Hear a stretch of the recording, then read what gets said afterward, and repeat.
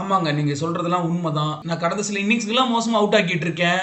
ஆனா எம்ஜிசில அது மாதிரிலாம் நடக்காது. கண்டிப்பா இந்தியாவோட வெற்றிக்காக போராடுவேன் அப்படின்ற மாதிரிலாம் இந்திய அணியின் நம்பிக்கை நட்சத்திரமான விராட் கோலி பயங்கரமா பேசியிருக்காரு. இந்த கான்பிடன்ட் போதுமே அப்படின்ற மாதிரி விராட் கோலி ரசிகர்களுமே மகிழ்ச்சி அடைஞ்சிருக்காங்க.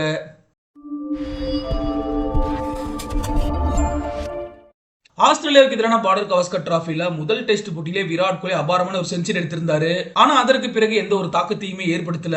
குறிப்பா ஆஃப் ஸ்டம்புக்கு வெளியில பால் போனது அப்படின்னா அதை தேவையே இல்லாம அடிக்க முயற்சி பண்ணி விராட் கோலி விக்கெட் விட்டுட்டு இருக்காரு. இது மிகப்பெரிய விமர்சனத்துக்கு உள்ளானது. சச்சின் மாதிரி ஆடுங்க, ஏன் இப்படிலாம் பண்றீங்க அப்படின்ற மாதிரி பலரும் பல விதமா சொல்லிக்கிட்டு இருந்தாங்க.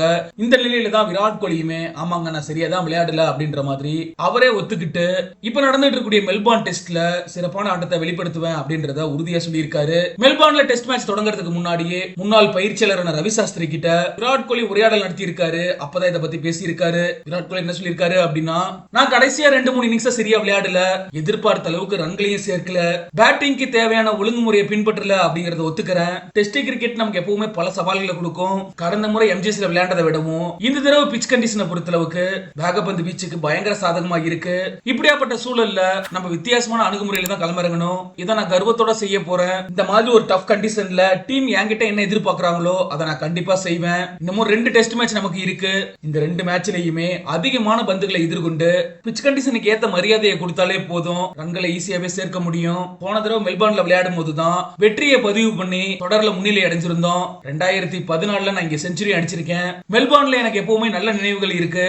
நான் நல்லா விளையாடணும், நான் நிறைய ரன் சேர்க்கணும் அப்படின்ற எதிர்பார்ப்பு எப்பவுமே இருந்துகிட்டு இருக்கு. இதனால நான் ஒழுங்குமுறையை கடைபிடிச்சாலே போதும், ரன்களை சேர்க்க முடியும். மேட்சோட கண்டிஷனை தெரிஞ்சுக்கிட்டு விளையாடும் போதுதான் நமக்கு வெற்றி கிடைக்கும். அதை இந்த தடவை நான் கண்டிப்பா செய்வேன். ஒருவேளை ஆரம்பத்திலேயே விக்கெட் விழுந்து அந்த கண்டிஷன்ல நான் உள்ள வந்தாலும் அதற்கேத்த மாதிரி அடாப்ட் ஆகி விளையாடுவேன் அப்படின்னு சொல்லி இந்திய அணியின் நம்பிக்கை நட்சத்திரமான விராட் கோலி நம்பிக்கையோட சிறப்பா பேசியிருக்காரு. சரி, ஓகே, நீங்கள் மக்களோட கமெண்ட் செக்ஷன்ல பதிவு பண்ணுங்க. எம்ஜிசில விராட் கோலியோட இன்னிங்ஸ் எப்படி இருக்கும் அப்படின்ற உங்களோட கணிப்பு.